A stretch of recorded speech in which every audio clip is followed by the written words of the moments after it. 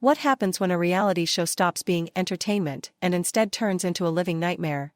When the glitter of television lights can no longer hide the blood on the floor? That is exactly what unfolded on a night that left the love and hip-hop Atlanta universe shattered, when Jasmine snapped in a frenzy of rage and unleashed a violent attack on Yandy Smith.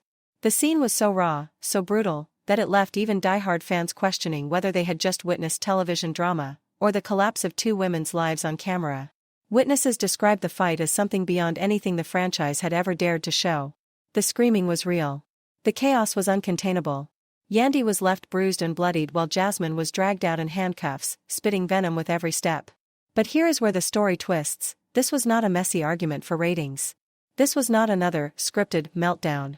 No, this was the night that reality TV bled into a criminal investigation, a story of betrayal, shattered reputations, courtroom showdowns, and redemption battles that would follow them long after the cameras stopped rolling. It began as just another explosive filming night. Fans tuned in expecting confessions, insults, and the usual doses of drama. But instead, the cast and crew found themselves witnesses to something real, raw, terrifying. Because when Jasmine stormed into that nightclub, she was not there for the cameras. She was not there to play a character. She was there for Yandy. And she came ready to burn everything down. For months, tension between Jasmine and Yandy had been boiling beneath the surface. Shady interviews, cryptic Instagram posts, underhanded digs in confessionals, the feud was feeding itself like a storm building over the ocean. But this storm was personal. This was betrayal turned into obsession. By the time they were forced into the same glittering VIP room, it was not just a reality show feud anymore. It was war. As Yandy walked in, calm but visibly guarded, witnesses say Jasmine was already pacing like a caged animal. She muttered, glared, and clenched her fists as if every second added gasoline to her fury. Fans online would later call it the moment everyone in the room felt something terrible was about to happen. And then, it happened.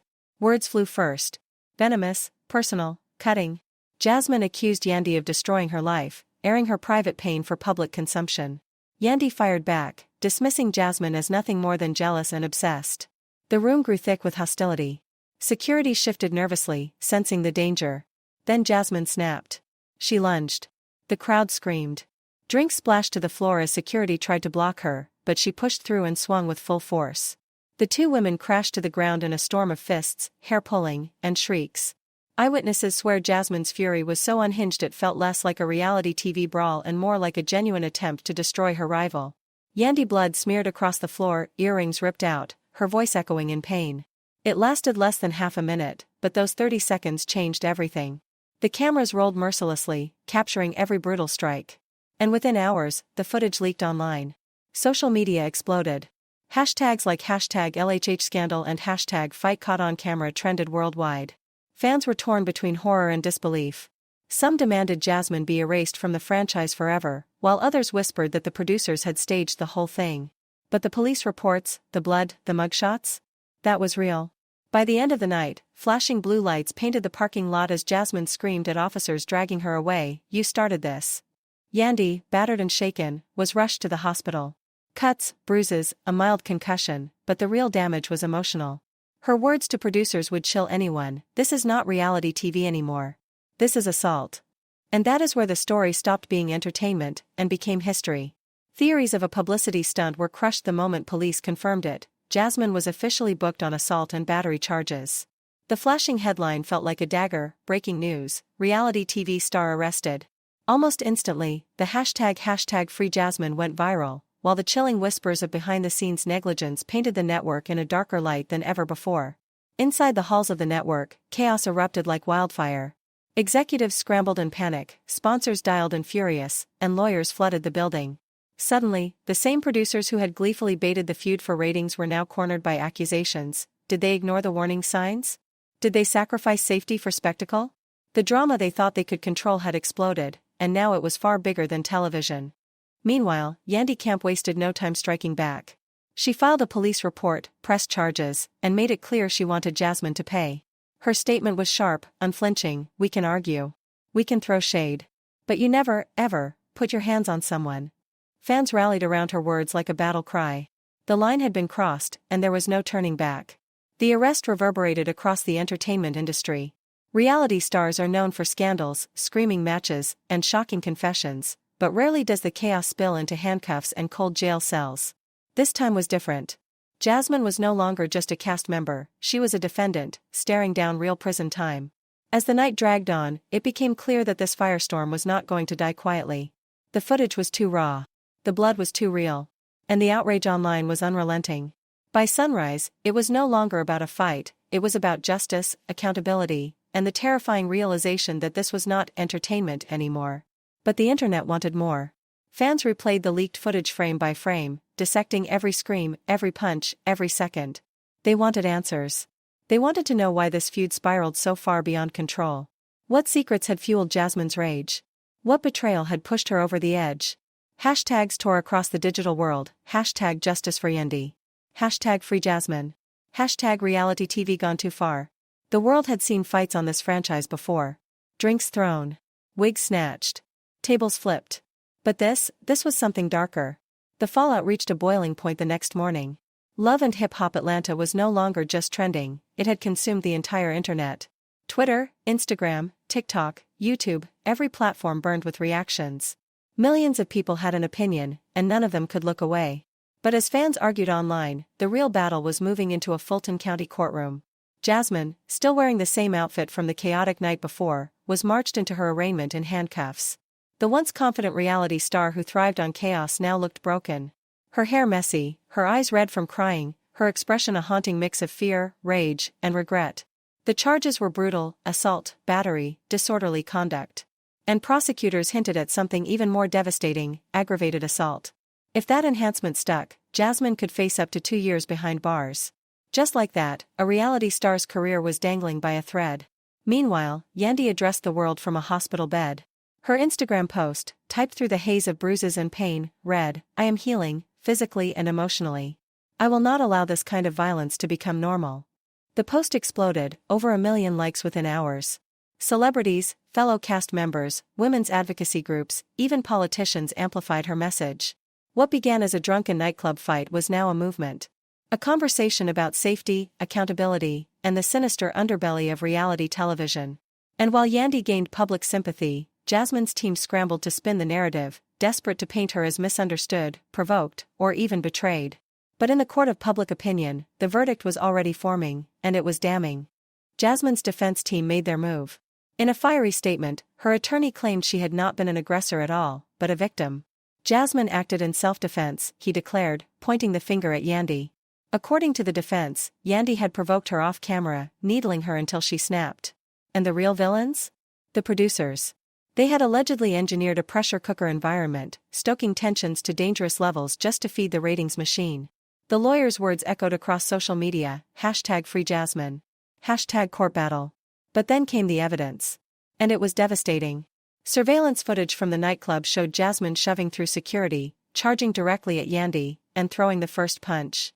Multiple eyewitnesses testified that Yandy had tried to walk away, only to be dragged back into chaos.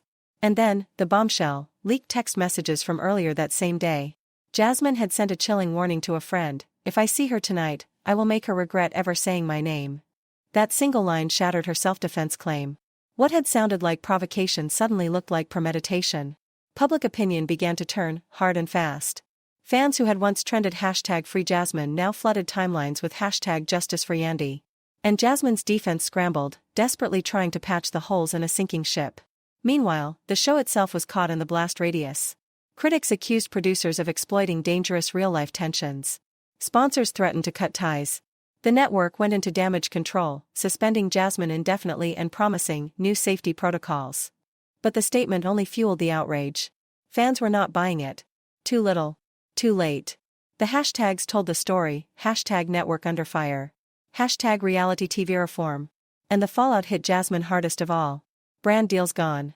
Agency contracts ripped apart. Friends distancing themselves as paparazzi swarmed her every move. Insiders whispered she had stopped eating, barely slept, and rarely left her house. "This is not the Jasmine people knew," one confidant told the Shade Room. "This is someone broken. Someone scared." But Yandy was not spared either. Despite being the victim, she became a lightning rod for online hate. Trolls accused her of exaggerating her injuries, of ruining Jasmine's life, of milking sympathy for clout. It was a cruel reminder: in the court of public opinion, even victims are rarely shielded from cruelty. Yet Yandy refused to be silenced.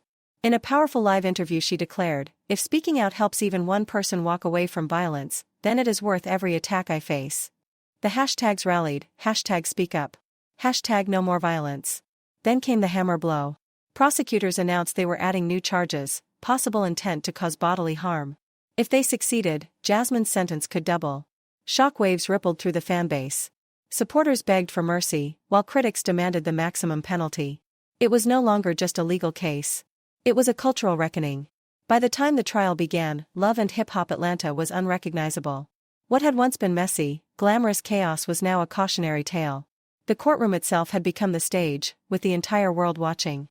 Cameras, bloggers, protesters, fans, they were all there, waiting to see the verdict that could define the future of reality TV. The prosecution wasted no time. They played the raw, unedited footage, Jasmine forcing her way past security, dragging Yandy down, fists raining until blood stained the floor. The silence in the courtroom was suffocating. Even jurors gasped. And it only got worse. Text messages, witness testimony, even an audio recording of Jasmine threatening Yandy days before the attack, all of it painted a picture of rage with intent. The defense fought back, blaming the producers. They argued Jasmine was a puppet trapped in a system built to exploit her pain. They claimed Yandy taunts were never caught on camera, fueling Jasmine's reaction. This was not just a meltdown, her lawyer told the jury. This was a human being pushed beyond her breaking point, engineered for profit. The words struck a chord. Even the judge questioned the network's role, suggesting the industry itself might need reform. But then came the most shocking moment of all, Yandy's testimony. Trembling, her voice cracking, she described the terror of that night. "I thought she was going to kill me," she confessed, tears streaming. "It was not drama. It was not TV. It was rage. And I did not know if I was going to walk out alive." The courtroom froze. Jurors wept. Even Jasmine, at the defense table, broke down crying for the first time, mouthing the words, "I am sorry." It was the kind of testimony that does not just sway a jury, it haunts them. And in that moment, the trial stopped being just about Jasmine and Yandy. It became about the entire industry. About the lines that reality TV had crossed. About how entertainment had turned into blood sport. The closing arguments hit like thunder. The prosecution painted Jasmine as someone who had crossed the ultimate line and now had to face the consequences. The defense pleaded for mercy, arguing she had been manipulated, provoked, and abandoned by a system that thrived on her downfall. And as the world waited for the verdict, one question lingered in the air like smoke: was Jasmine guilty of rage, or was she guilty of being a pawn in reality TV's darkest game? The jury deliberated for 3 long days. 3 days of whispers, tension, and headlines that screamed louder than the gavel itself. But when they finally returned to the courtroom, the world held its breath. The judge silenced the chaos, instructing them to ignore the ratings, ignore the tabloids, ignore the circus outside. Focus only on the facts. And then, the verdict. Guilty on assault and battery. Not guilty on aggravated assault. The room erupted. Cheers. Gasps. Cries of relief. Shouts of outrage. Jasmine collapsed into tears as the judge announced her sentence: 18 months of probation, 300 hours of community service, mandatory anger management, and a crushing $50,000 fine. No prison time, but her empire, her image, her career, were all hanging by a thread. Outside, Yandy stood before the cameras, her voice steady but heavy with emotion. "I did not want this," she admitted. "I did not want to see another black woman in handcuffs. But I also could not let violence slide. I hope she learns. I hope we both do." The trial was over. But the story? It was only beginning. Because while Jasmine prepared to serve her sentence, the entertainment industry itself was collapsing under the weight of its own reflection. This was not just a Jasmine scandal, it was a reality TV reckoning. Sponsors pulled funding. Cast members quit. Executives scrambled to rewrite the very rules of production. Suddenly, Love and Hip Hop Atlanta was no longer just a messy reality show, it was the centerpiece of a cultural debate about exploitation, violence, and the price of fame. The consequences hit Jasmine first. Within 48 hours of the verdict, the network terminated her contract. Their cold, calculated statement read, "We do not condone violence." Jasmine will no longer appear on Love and Hip Hop Atlanta. Years of building her brand, gone in one sentence. Endorsements disappeared overnight. Podcasts stopped calling. Magazines refused to feature her. Friends and collaborators distanced themselves like her name was radioactive. And then came the financial collapse. With legal fees, fines, and no steady income, Jasmine was forced to sell her designer handbags, downsize her apartment, even auction off memorabilia from the very show that destroyed her. In a raw Instagram live months later, she confessed, "I lost everything. I thought I was unstoppable. Now I am just trying to survive." But the emotional toll was worse. When Jasmine returned to social media, she was drowned in hate. Thousands of venomous comments. Death threats in her inbox. Fans who once cheered her drama now labeled her a monster, a disgrace. The villain of reality TV. Meanwhile, Yandy's path moved in the opposite direction. Though traumatized, she emerged as a powerful voice. She became a spokesperson for women's safety campaigns, signed brand deals, and even secured a book deal on resilience and empowerment. Her Instagram posts, once about fashion and nightlife, now carried the weight of survival and advocacy. From victim to voice, the headlines read. Yet even her victory was complicated. Anxiety, nightmares, private security details, scars that cameras could not capture. In interviews, she admitted, "It is not about hate. It is about never wanting to feel that helpless again." As for the franchise itself, the fallout was seismic. Ratings surged during the trial but collapsed afterward under backlash. Sponsors demanded reform or they would walk. The network scrambled, mandatory anger management classes, on-set therapists, zero-tolerance policies, contracts rewritten to punish violence. Behind closed doors, producers admitted they had ignored the red flags. "We knew they hated each other," one executive confessed. "We thought it would be good TV." But for Jasmine, none of it mattered. Her name was stained. Every new project, every interview, every chance at redemption circled back to that night. She could not outrun it. And yet, she refused to vanish. Slowly, she rebuilt. A podcast. Raw discussions about mental health, accountability, and the toxic underbelly of fame. At first, people mocked it. But then? The audience grew. People listened. Some even admitted they had learned from her story. #redemption arc. #second chances. Yandy, too, evolved. No longer defined solely by the attack, she turned her platform into a movement. Partnering with nonprofits, mentoring young women, even testifying before Congress about safety in reality TV. The night that almost destroyed her became the reason she rose even higher. The two women never reconciled. They never shared forgiveness, never posed for cameras together. But their stories, forever intertwined, became something bigger than the feud. They became a cautionary tale. A case study. A legacy. By the one-year anniversary of the attack, the scandal was still being dissected in documentaries, classrooms, and online forums. It was no longer just entertainment, it was history. In the end, Jasmine's downfall and Yandy's rise were two sides of the same truth, the devastating price of unchecked rage, and the unshakable strength it takes to rise above it. And for reality TV, the lesson was clear: when you cross the line between drama and destruction, the consequences are not just ratings. They are lives. Forever changed. The world had not just watched them fall, it had watched them rebuild, stumble, rise, and rebuild again.